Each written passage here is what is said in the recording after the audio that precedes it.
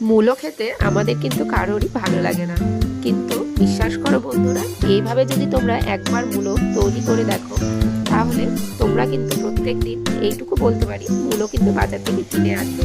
তার জন্য মূলো ভালোভাবে মুখে যে জায়গাটা থাকে, মুখের জায়গাটা ভালোভাবে একটা ছুরির সাহায্যে কেটে নেবে।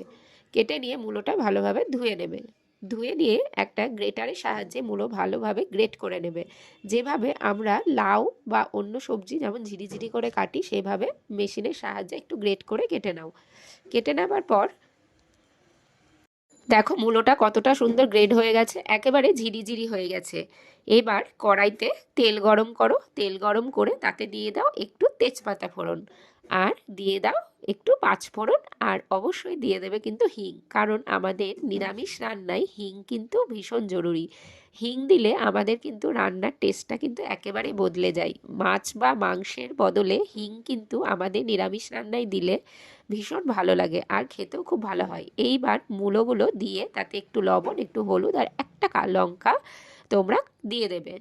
কোনো কিছু মশলার কোনো কিছুর প্রয়োজন নেই। এইভাবে তোমরা একবার বাড়িতে ট্রাই করে দেখো, বিশ্বাস করবে না বন্ধু, রুটি হোক, পরোটা বা ভাত, যে কোনো কিছুর সাথে এই মূলোর যে ঘন্ট, সেই ঘন্টটা মূলোটা খেতে কিন্তু অস্বাভাবিক সুন্দর লাগবে। আর কেউ বলবেও না যে আমরা মূলো খাচ্ছি না অন্য সবজি খাচ্ছি। কোনো গন্ধও পাবে না, কিছুই পাবে না। আর আমার রান্নাগুলো তোমাদের ভালো লেগে থাকলে অবশ্যই একটু লাইক, শেয়ার, সাবস্ক্রাইব করে দিও। এরপর একটু চিনি আর অল্প সামান্য পরিমাণে চালের গুঁড়ো দিয়ে যতক্ষণ না পর্যন্ত মূলোর যে জলটা বেরোয় সেই জলটা শুকিয়ে যাচ্ছে, এইভাবে মূলোটা বেশ খানিকটা ভাজা ভাজা হয়ে গেলেই তৈরি হয়ে যাবে আমাদের মূলোর ঘন্ট। একবার অবশ্যই কিন্তু বাড়িতে করে আমাকে কমেন্ট বক্সে জানাবে তোমাদের কেমন লাগলো। আর দেখো দেখতে কতটা সুন্দর হয়েছে, আর খেতেও বিশ্বাস করবে না অস্বাভাবিক সুন্দর হয়েছিল। আমার রেসিপিটা কেমন লাগলো তা কিন্তু জানিও, আর অবশ্যই খেয়ে কিন্তু বলবে কেমন লাগলো আমার রেসিপিটা।